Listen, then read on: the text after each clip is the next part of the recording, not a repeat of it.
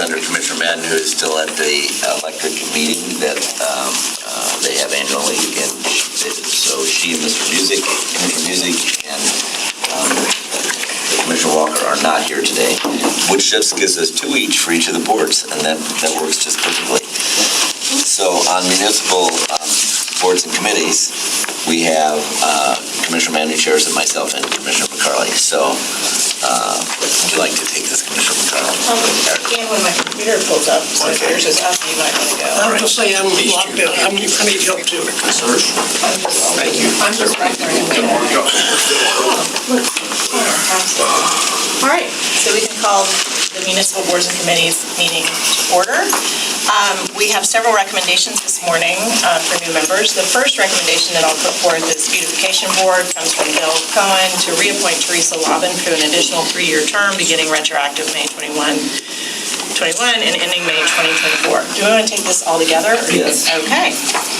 Then the second appointment would be to Cherie Trubiano to a 3-year term beginning July 18th, 2022 and ending July 17th, 2025. The next would be the Code Enforcement Board recommendation from Sunny, thank you, Marshall, to appoint Lolita Berrien as a member to fulfill an unexpired term beginning retroactive March 29th, 22 and ending May 31st, 2022, and to an additional 3-year term being retroactive to June 1, 22 and ending May 31, 2025. The next is Lakeland Housing Authority recommendation from Mayor Bill Mutz to appoint Annie Gibson to a 4-year term beginning July 18th, 2022 and ending July 17th, 2026. Planning and Zoning Board recommendation from Matthew Lyons to reappoint Joe Locke to an additional 3-year term beginning August 19th, 2022 and ending August 18th, 2025. And finally, Zoning Board of Adjustments and Appeals recommendation from Matthew Lyons to appoint Kristen Hesmer to a 3-year term beginning August 2nd, 2022 and ending August 1st, 2025. Motion to approve. And a second. Any discussion? None. Do you have it? None. All right. Seeing none, all in favor? Aye. Opposed? Motion carries. So congratulations. Thanks, Ms. Berrien, for being here. That was very quick for you. But thank you she's done so much on the Neighborhood Association Coalition and so many different things, so we really appreciate that. And just for the public, we are accepting applications for upcoming vacancies. Interested residents can apply at lakelandgov.net. One is for Affordable Housing Committee, the Code Enforcement Board, Community Redevelopment Area Advisory Council, and Utility Committee. We're looking for a non-resident to represent the residential rate class outside the city limits. So if anyone's interested, please go to our website, and we would love to have you. Thanks very much. Thanks, Bob. Okay, ends that, and then we will wait till 8:20, or can we go ahead and get started earlier, sir? Close enough. All right, so we have the official wave-in, and we'll now go to our Real Estate and Transportation Committee meeting, and Commissioner Reed, if you could take this one. Sure, thank you, sir. Good morning. We'll call the Real Estate Commission, Real Estate Transportation Committee to order. Myself and Commissioner Cloud are here, as well as staff and other commissioners. It appears we have one order of business for the lease of property, and who will... Jared's going to represent that. Thank you, Commissioner. Yeah, this is a lease renewal for a CRA-owned property. It's Crystal's World of Dance is the business that has been the tenant there at 801 North Massachusetts Avenue. And the lease has been in place since 2017, and it had an automatic renewal in it, but it didn't specify the amount for rent. So they've had to renegotiate that rent amount. They've landed on $750 per month, which is what it was in the last year of the lease. But they've agreed to a 5% annual escalation that would begin next year. They also changed the terms from 5 to 3 years, and with an automatic 3-year renewal that would continue with that 5% annual escalation going forward for the next 6 years. So the last thing that they did is clarify the maintenance costs, which are going to be passed through the city's facilities. Will be doing the maintenance of the building, and there's a fee schedule for all the services that facilities provides, and so those fees are going to be passed through to the tenant. And those were the changes, and with that, this was approved by the advisory board unanimously. And I think Brian can answer any questions. I don't see Miss Crystal here. She is not. Chad, do you have any, I have one question, Jared. In the advisory board meeting, if I understood it correctly, it sounded like those maintenance costs were not collected in years past, but they are now. Is that, Brian, can you just explain that a little bit? Yes, sir, they were collected, they weren't collected fully.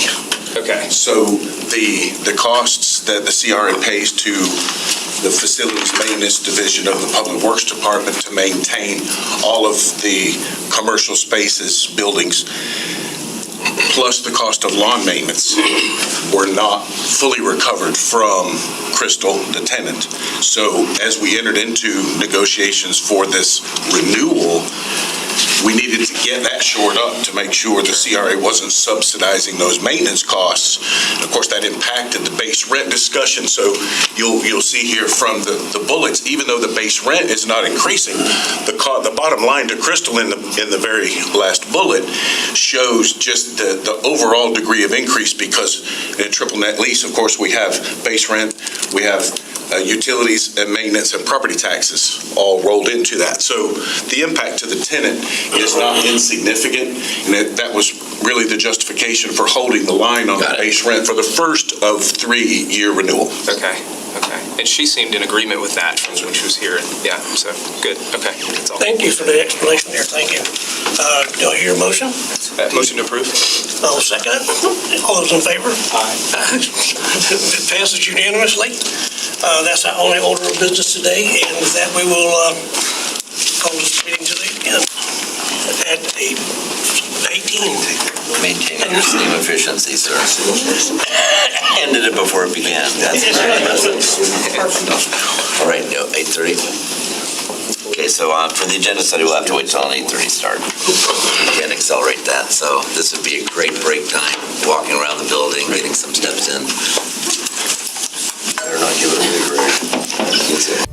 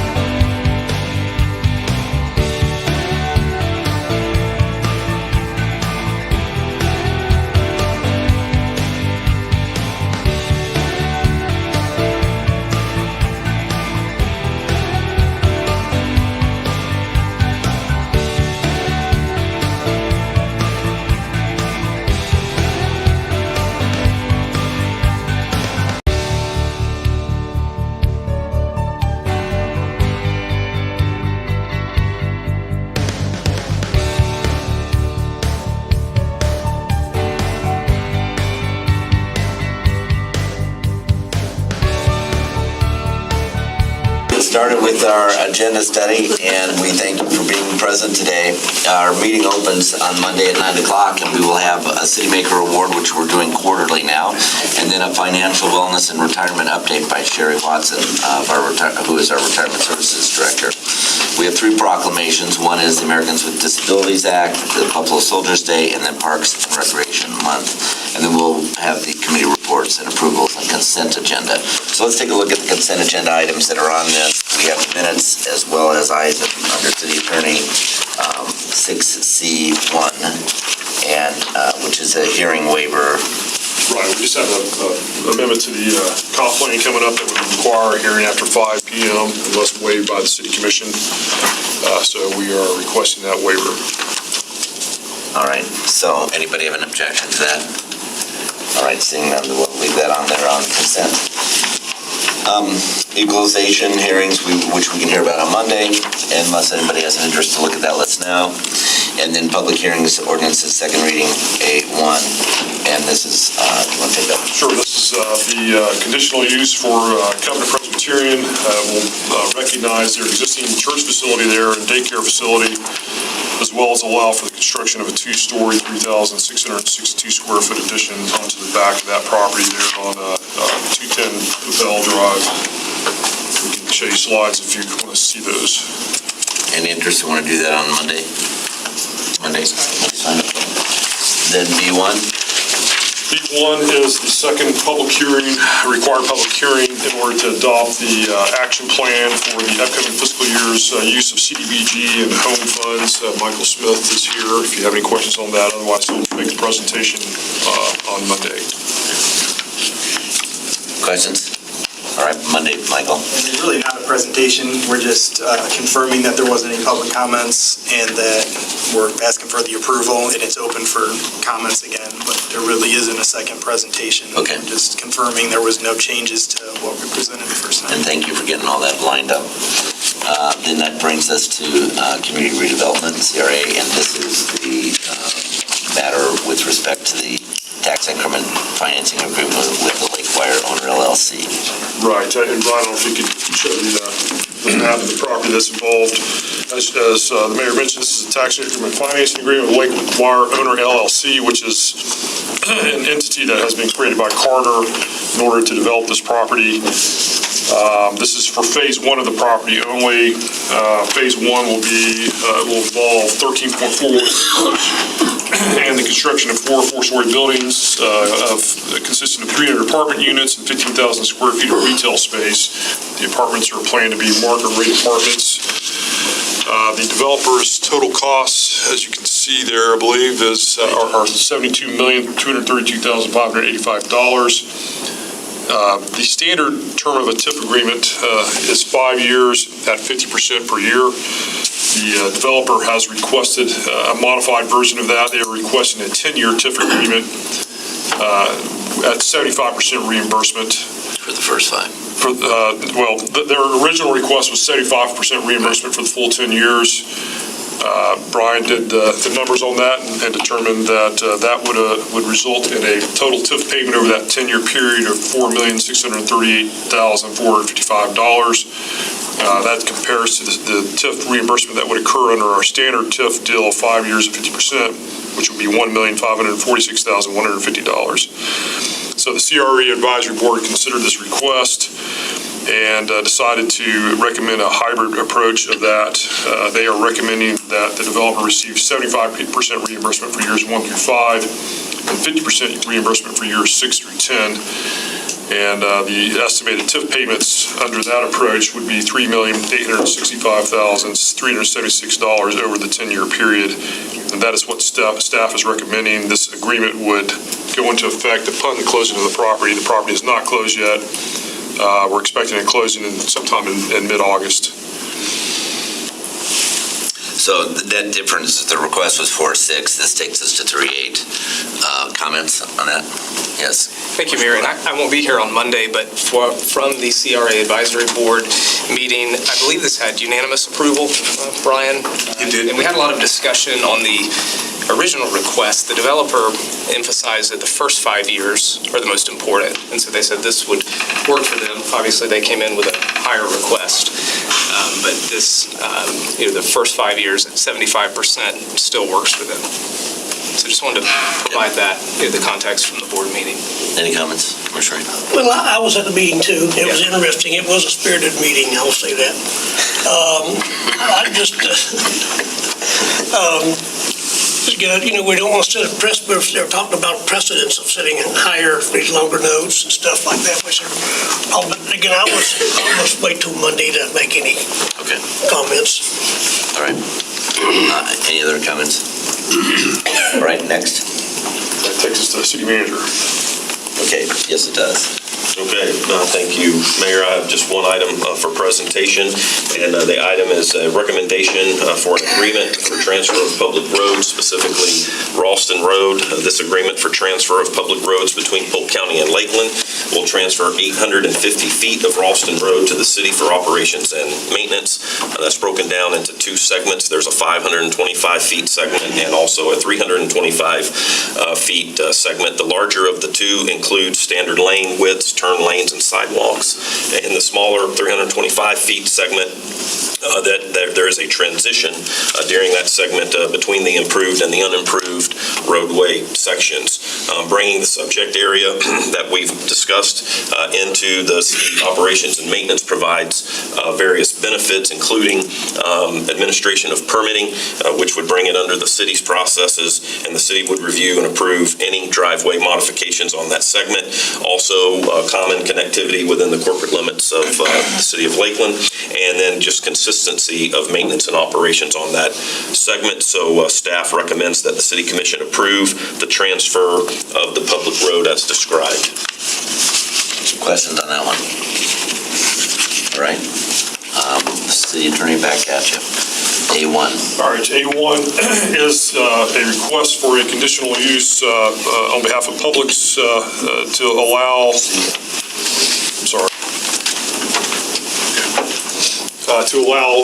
the property where the current Four Citrus Mutual building exists, as well as there's already also a surface parking lot there, but this would allow that entire area to be a surface parking lot. That requires a conditional use because it's being used as a principal use.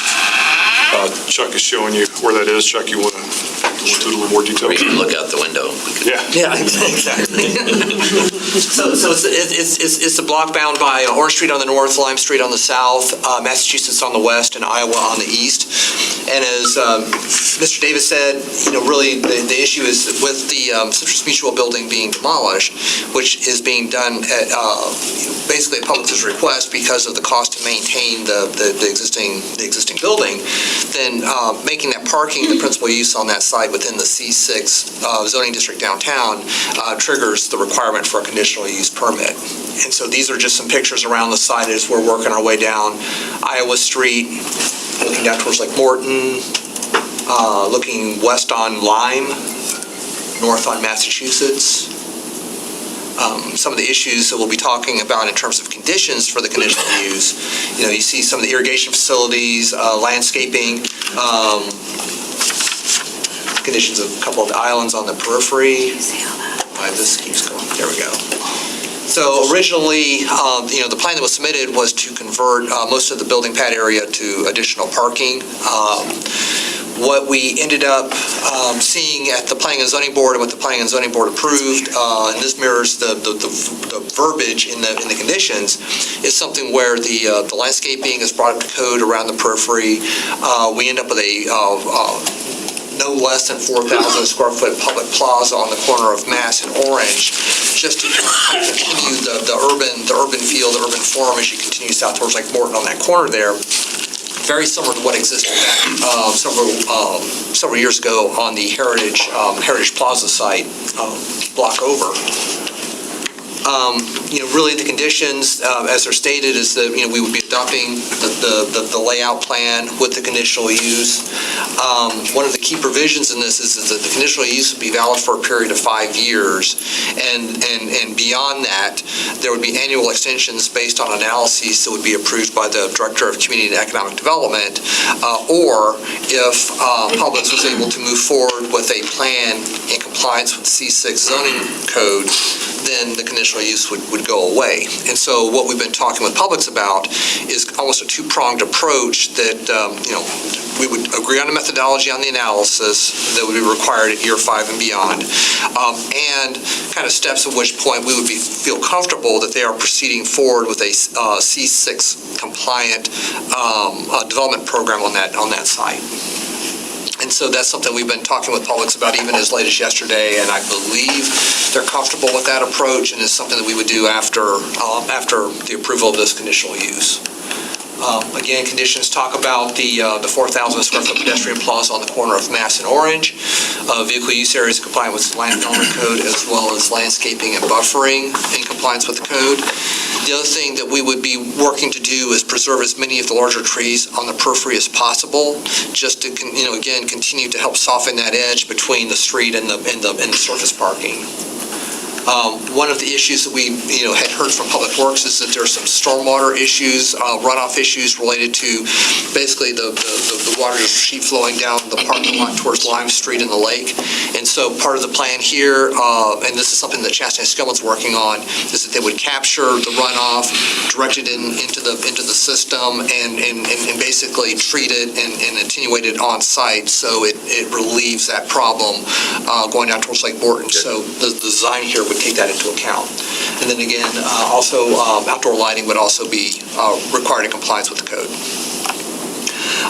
The Downtown Development Authority at its June meeting approved a position that essentially was similar to staff's, except for instead of a five-year term for the initial approval, they requested a 3-year term. So they were looking to really kind of get Publix moving on the permanent long-term plan on that block sooner rather than later. And so this is the letter that was approved by the LDDA last month.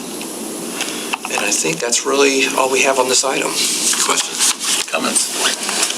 Yes, sir. Is it normal 3 years? Is it normally 3 years?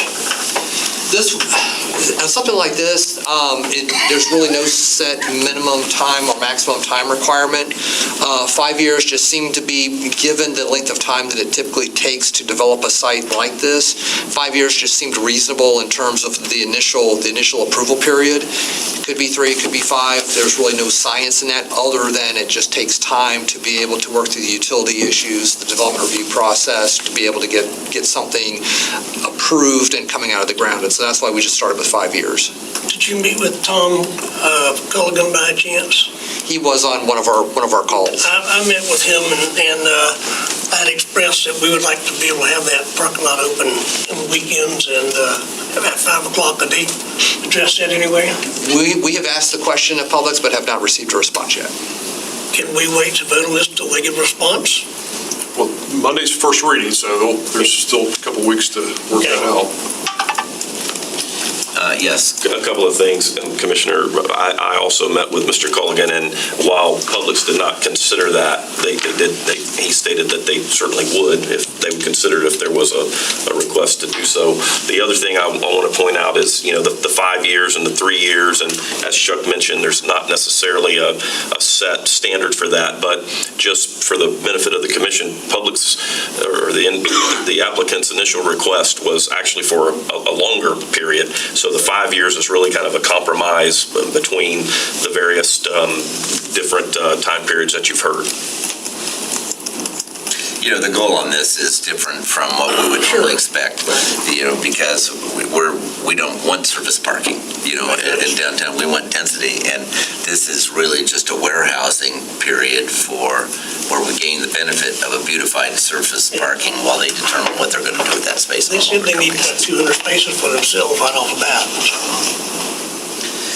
And so it provides for growth opportunities that are downtown for them, and all those kinds of things. And so it's who knows how to move that needle time-wise, and that's really their original 7-year, and this is 5, and that was 3 requests. So I think knowing the quality of which they produce anything that they do, it's a pretty reasonable place to be able to relax a bit. Anything else? Okay. Thank you, sir. You're so kind. Thank you. That will look off. demolition of buildings. Anything that you want to add there, sir? No, just wanted to point out that the one property that is on the roll is the property that was involved with the investigation by the state fire marshal, and there's an insurance dispute out of Lakes and Will Highlands, so that's the one property. That probably accounts for that being a little bit of a higher amount than normal. Okay. It's fairly significant structure. Questions on that? Next, and then we have some audience for this one as well, the 8th Amendment to Purchase and Sale Agreement. Right, as we expected, we have received a request from Bonnet Springs Park on behalf of Lakewire Development Company, which is the company that we have the contract with to sell the triangular-shaped property just north of the Ford Talisai to reduce the purchase price under that contract for the sale of that property to the total amount of $25,000. Under the contract that was entered into in 2018, the purchase price was established at $424,601. $25,000 of that was placed into escrow as a deposit, and the request is that the city retain that $25,000 deposit as the purchase price and waive the remainder of that purchase price. That would be a reduction from the original purchase price in the amount of $399,601. The original agreement did contemplate, such a request. It provided that the purchase price may be reduced by seller and seller's sole discretion at or prior to closing upon the seller's review and consideration of any development plans presented to the seller by the purchaser at or prior to closing. And they approved, David Bunch is here, and he can explain the request a little bit more as well, but essentially it's viewed as consideration for the development of Bonnet Springs Park and the substantial sums that have been committed to that, as well as the proposed plans that you just heard about on that property. So with that, I'll stand for questions. As you indicated, we do have people here for this one as well. Who would like to kick off? David? Actually, I'd like to introduce Josh Henderson, CEO of Bonnet Springs Park, and Dr. Donna Hendricks is here also, a board member. I think Josh has some comments. I'll be happy to answer any questions about the contract itself, but you've covered it, I think, adequately. And so, Josh? And Josh, we have a PowerPoint if you'd like us to put it in. If you want to look at it, I'm happy to walk through it for a couple of minutes. What we see on Monday. Yes. Okay. Let's do that.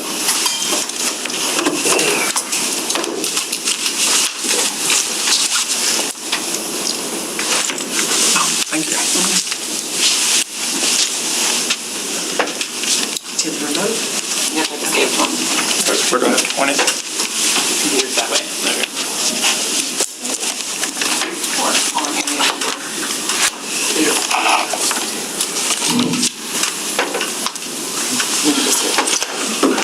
So You just want to tell us, is it? yeah, this is if You'll just tell us when to advance it. you can advance it. I think everybody knows which piece of land we're talking about here, and I think you can go ahead and click it. The provisions in the contract, and there was an email from Tony Delgado, you can click that again, which have already been covered in the room. So if you're not familiar with the property, what I did was kind of show you what has happened in the last 5 years out at BSP. If you want to go forward, please. So this is kind of what it looked like when we got out there. Click it again. Today, that's what's standing there. Next one, we've cleaned the land, we've restored the environment. So this is the false wetland. If you want to hit it one more time, this is what it looks like today. And then next, so this was the Florida tile site in 2016. This is the next one. Will show you what it looks like today and what we see it looking like in 3 years. A massive amount of remediation and infrastructure dollars went in to clean that up. You can go ahead and go forward. So the park was conceived in 2015, and we started buying land in 2016. We demolished derelict housing and removed 36 tons of illegally dumped garbage from the site. We've paid about $550,000 in impact fees to date. We remediated polluted stormwater off of Kathleen Road, and if you want to hit the next bullet point, which $8 million. Yeah, it cost $8 million to do that, which we in turn partnered with the city of Lakeland, and were awarded the grant that I'm sure everybody is familiar with. Next point was we secured Carter with Mr. Bunch's help, went out and found them to bring that new downtown area to the Florida tile site.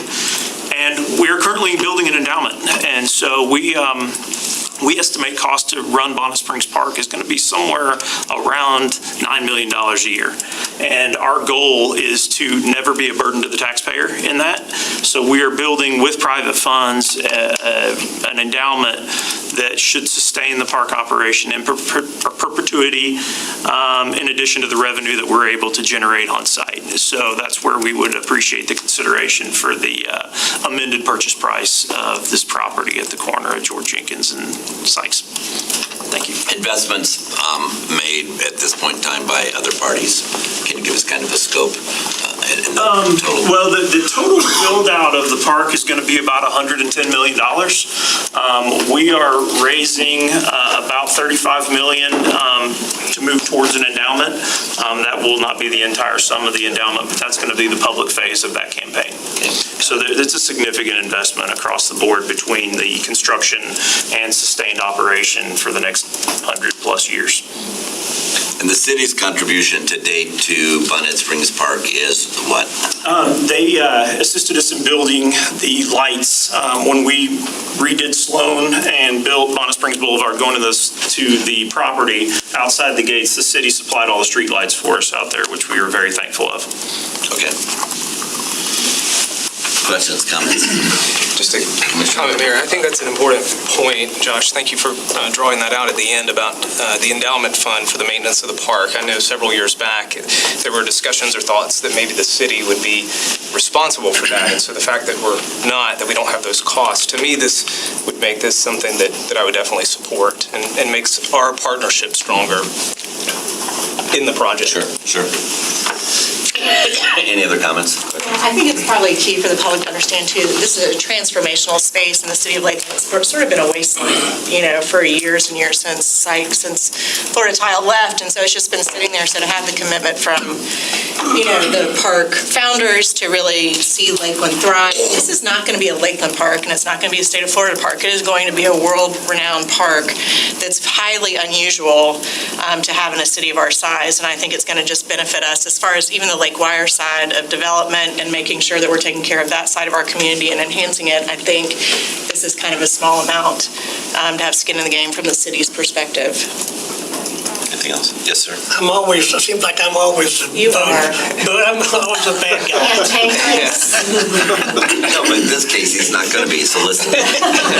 It's going to surprise us all. I was talking to Mike the other day, and we may have to raise ad valorem tax this year at our budget hearing, what I'm understanding, and we're selling them a piece of property they're going to sell for 2.5 times what we're selling them for, which is typical city buy high and sell low, or different type thing. So I just have a problem with giving away that much more money to do this. It's a great facility.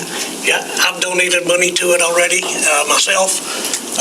I think it's going to be a championship type of entity. From a taxpayer standpoint, I don't think I have the capability of donating that much money from that many people. And of course, there again, I've heard David say on numerous occasions that every bit of the money that they're going to raise from this is going to go into that fund, and that no commissions are going to be paid and all this different type of stuff. And I didn't know if there's any documents of that have been generated to say that as there's going to be brought forth or something like that. Again, if we're going to donate money, I want to make sure that all the money is supposed to go where it's supposed to go. And I would hope that our citizens and our commissioners would want to see some documentation of that too as well. So Be happy to provide that. This is a subsidiary of Bonnet Springs Park, the seller. So it's board approved and board directed that this is what would happen. And certainly any kind of documentation of that, we'd be happy to. And why did they have two different entities? Why did one entity buy the piece from us and another entity have the balance of the property? Well, the Lake Wire Development Company, which owns the balance of this property, is a subsidiary of Bonnet Springs Park. And we were advised at the time we purchased this to form that entity to do that, to keep separation between the two. So Bonnet Springs, Lake Wire owns the remainder, not Bonnet Springs Park. Lake Wire, the same owner that will receive this property and then turn and sell it to the Carter Group. So it's clean and certainly legally recommended, and the county recommended that we do it this way.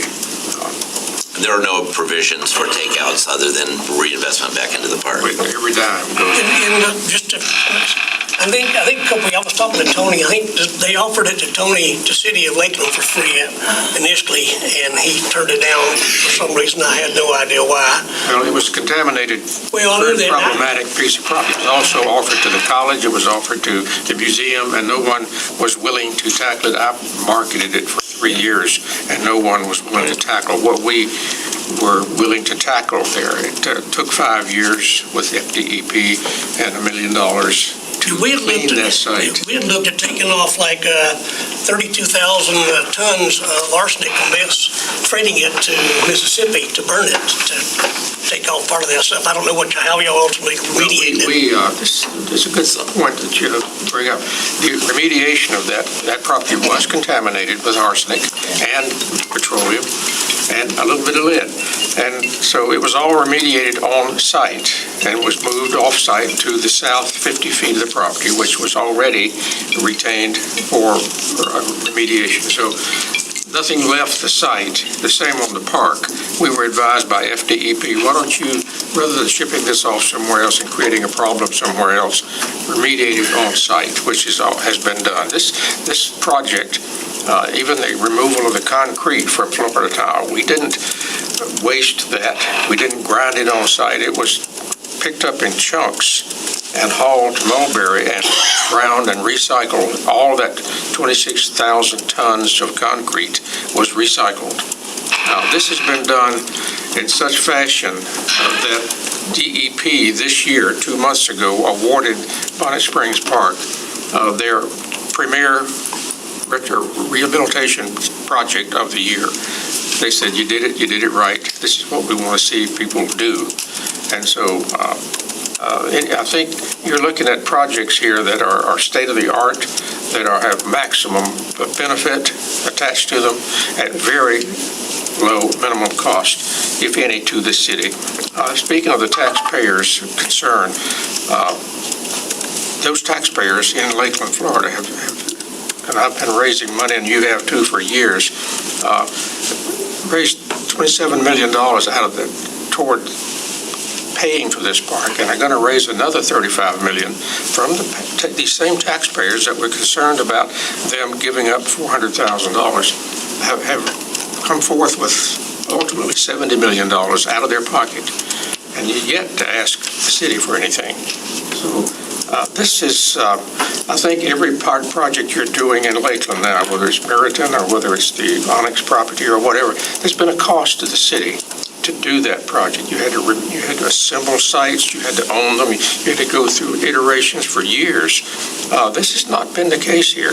You haven't been troubled at all with the acquisition, assembly, remediation, construction, maintenance, nothing. So we just felt like, and going back 5 years, almost 5 years, we did ask the city to donate this piece of land, and the answer was, we don't think we can, kind of based on the precedent setting. I tell you what, we'll sell it to you at the appraised price. You had it appraised, we paid that without question, and the comment was that if you perform certain things over this next 3 or 4 years, we gave you 5 years to close it, we will consider remediating or reducing or waiving this. Well, in that 3-year period since we've had this contract, we have built a $110 million park across the street, and we have remediated this site at $1 million cost.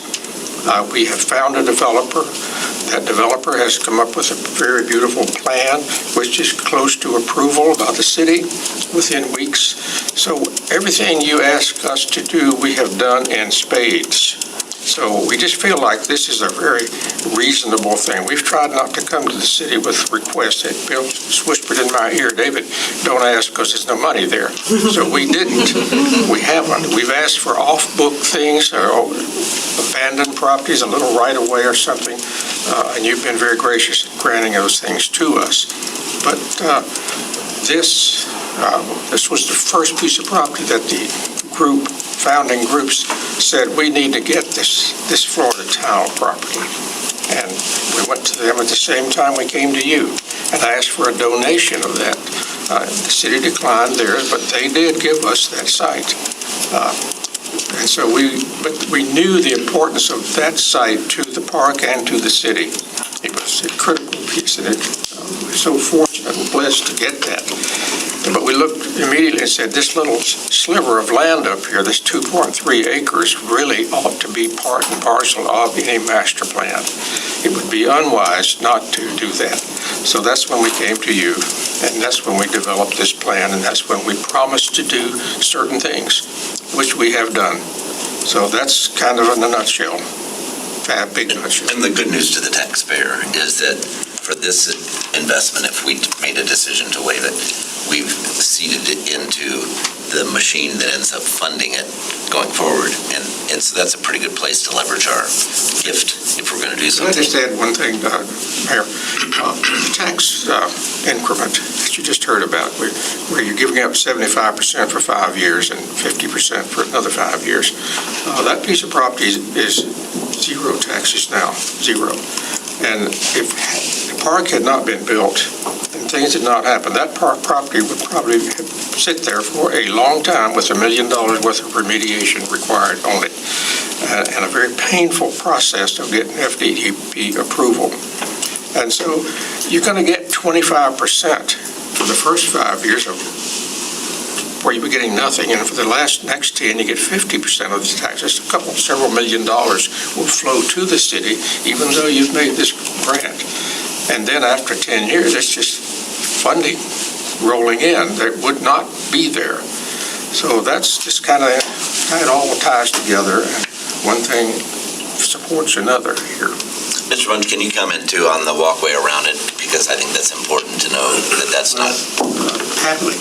If you build a $110 million park in downtown Lakeland and don't connect it to your downtown, that would almost be criminal. So what we did is we ensured that there would be a route, the quickest, shortest 12-minute walk from Unpark to the Welcome Center would occur. So we kept a 50-foot strip along the boundary of the lake wire next to the railroad track as a further buffer. That's another thing that we had to overcome with 2 railroad tracks next to it. And so we kept this buffer and built a 12-foot wide concrete walkway, 1,600 feet long, all the way. So you can literally walk from downtown to the site, except for we haven't connected it on either end yet, and we're working on that. We have a plan for how that could happen, and it must happen. You just cannot not do this. So that was done to precipitate that effort, and that was a substantial cost. If you go back on the map, you can see where it'll be. Yes. And there's a picture of it on here. Yeah, the after picture. Someone's driving. Okay. I'm working on the assumptive mode here. So this is what he's talking about. Okay. You can see the park would be under the bridge, just below the bridge. Right here. And then the far picture is downtown. So that's your 1,600 feet. This becomes the west end of downtown, and Ingram on the east. Mr. Mayor, if I could address the point that was made a little while ago, construction is fully funded at this point, and so any proceed or anything that goes from the sale moves into future operating costs of the park in that endowment fashion. I don't think there's a problem getting a letter to state that or anything. We have our endowment bylaws. They're extremely tight and strict at this point, but there shouldn't be any problem producing a document that says, yeah, the forgiven purchase price of this piece of property is going to move straight into the future operation. If we could have that letter and get it to us, and we'll have it that way by Monday, that would be great. Yep.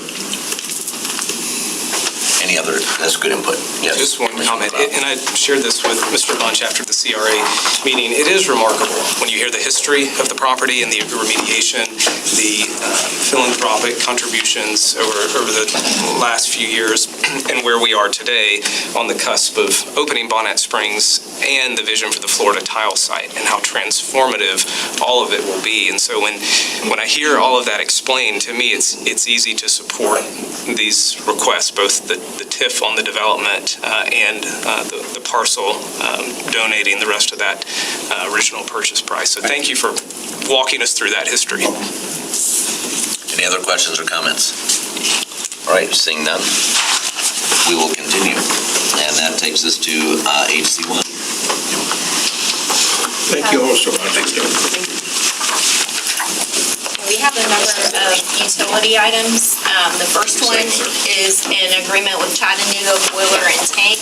This is for a heat recovery tank for our RICE project. That particular engines for the RICE project are required to maintain a constant temperature, and this heat recovery tank will help do that by taking the waste heat from the engines and then storing it in a large 200,000 gallon tank of water to maintain that temperature for quick starts to address electric loads as well as solar loads for these particular engines. We went out for bid back in April of 2022 this year, and we had 2 responses. Chattanooga was deemed to be the most responsible bidder with the lowest cost price at a bid price of $653,965. And after consulting with our project engineer, Sargent and Lundy, we actually were able to find some additional cost savings of about $3,100, which was a reduction in cost from their bid to not paint the bottom base of the tank. Chattanooga will be providing the design, manufacturing, they'll deliver, and then they will install the tank on site, and that is anticipated to be in March of 2023, which is next year. This is included in the overall RICE project that was also funded by bond issuance for that particular project as well. Is not painting the bottom of the base to allow for heat transfer? No, sir. It's just after you build a tank of this size, the sheeting is so large to get it to where you can flip it after you weld it all together, flip it over to paint it, then have to flip it back over. It was just other tanks that we have and the way that we're going to protect it cathodically and stuff. This tank will still provide us 50, 60 years of service if we maintain the cathodic and we don't need to paint it. And this one tank works for all 6 engines? That is correct. That's a heat sink. It'll be the heat sink and or the source when the units are offline. Yeah, if the way the system is set up is if 2 or 3 engines run for about an hour, they can keep all 6 engines warm for 24 hours to allow that quick start. Big diesels. Any questions? All right, thank you. Next. The second item is an agreement with Florida Gas Transmission Company, FGT. This is for the purchase of pipeline capacity, specifically 1,000 MMBTUs of FGT capacity to transport natural gas. There's currently, based on supply chain issues that we've all been hearing about, there's less daily capacity available for purchase. So our fuels manager had the foresight to be able to negotiate with FGT for the purchase of the 1,000 MMBTUs of available capacity, which it will be required by Lakeland to have for Lakeland Electric. The negotiated rate is at an annual cost of $264,625 a year. It's basically an 11-year term from effective August 1st, 2022 to November 30th, 2033 for a total cost of $2,999,900. $1,325. And what's significant also about this capacity agreement is the ability, if at some point during the term of the agreement, Lakeland Electric determines that it doesn't need that capacity, it can always sell that to another shipper that requires it, so we're not obligated. So that will mitigate any cost liability we have for that, and we would also be able to sell at a higher rate as well than what we are paying pursuant to the tariff rate. So that's an important distinction for this type of agreement. This would be funded through Lakeland Electric's fuel budget. And Tori's here And with no obligation to sell to any party. no. Right. Yeah, I mean, right now, this is the last, there is no more left on the pipeline. This is the last crumb. And capacity costs, supply and demand. I used to be able to pick up capacity 20 cents of somebody else. I'm paying $1.50, it's very expensive right now. So, and this, we want to make sure with, right now, it's very difficult to get fuel for coal. And so the pool's been, they can't ramp up those coal units for running gas. So without this capacity, I have to pay somebody else's spike prices. Right. It's a must. Right. It's rough right now. It's heat. We've got to pray for rain. How much is the gas for actually paying? How much we paying? You got any idea? You don't want to know. Is it 9, 6, 12? $12 today. $14 today's bill. Yep. It's expensive. But we do have a weighted average because half our gas is base load, okay? So that would probably be at $7. And then the other half is at the higher price. So I weight it and then I hedge it. So it's not just all $12. Our lowest price in the last 24 months was what? The lowest price? Wasn't it like $1.90, $2.90? I was thinking $2. Yeah. Like somewhere around $2. We were, last year, yes, we were at low prices, but it's been just, not no more. Right. Yes, ma'am. Any other questions, Commissioner McLeod? Thank you, Mayor. Tori, at this point, is it just excess capacity, or do you anticipate we will use this? Or Yes. The reason being is, remember December of, somewhere in that neighborhood, December 23, January, we have the man engines. That's 120 megawatts, okay? So when I originally came to you, we had 5,000. But at the time, with the other coal units shutting off sooner, I think we're going to need 6,000 instead of 5. So that's why I took this contract to mirror to that. Okay. They couldn't give me the 5,000 now because they've got to build the pipeline. So all they had left was 1,000. So that's why this would end when the other 5,000 ends, to mirror them. Any other questions? And they're both at the same rate too. Okay. That's the only reason they would give me the lower rate, because, if I didn't do a longer term contract, they wouldn't do it. They would just give us high rates too. Item 3. All right, the next one is the agreement with ABB. This is for the purchase of low voltage switchgear for the Rice Engine project. Another purchase for this particular project. This switchgear is needed to bring power into the plant, to auxiliary equipment, and to control the Rice engines. We received a number of proposals from contractors. ABB was the lowest cost bid price at $527,360 for the design, manufacturing, assembly, and delivery of the low voltage switchgear. The anticipated scheduled date for delivery is May 2023. However, upon review with staff, the proposal from ABB was modified to increase the original bid price by $16,800 for some additional technical modifications made by staff in conjunction with the city's engineering consultant, which is Sargent and Lundy. In addition, there's also built-in freight costs of $13,500. So the total cost of the project, or the low voltage switchgear, is $601,660. And that as well is included in Lakeland Electric's budget for the RISE project, which the City Commission previously approved, and it's also funded through the issuance of the bond for that project. How is it that it powers the engines if it isn't on, if the engines aren't on?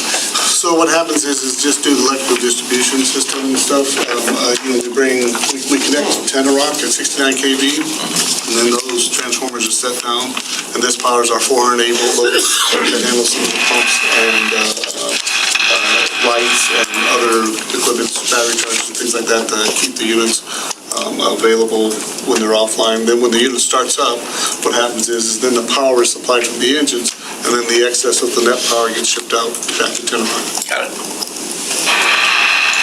Questions? All right, number 4. All right, the last item we have is an agreement with Young and Franklin. This is for a fuel control valve for Larson Unit 8.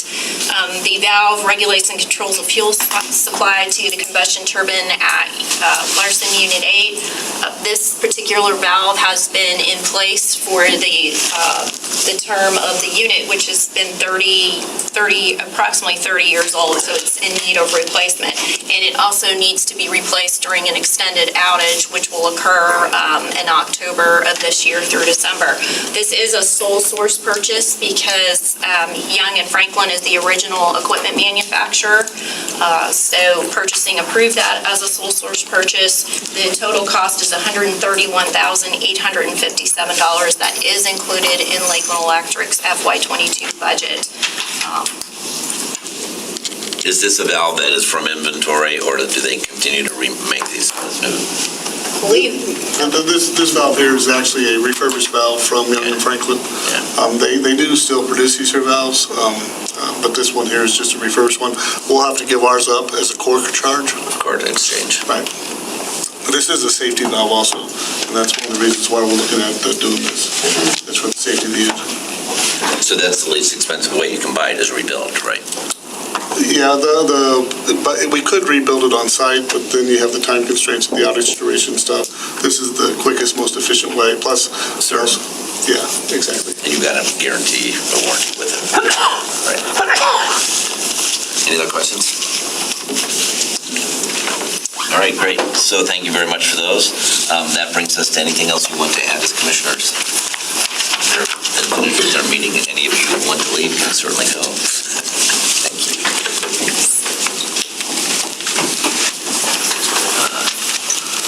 Other comments? All right, then we're good to go. Thank you very much. Our meeting's adjourned.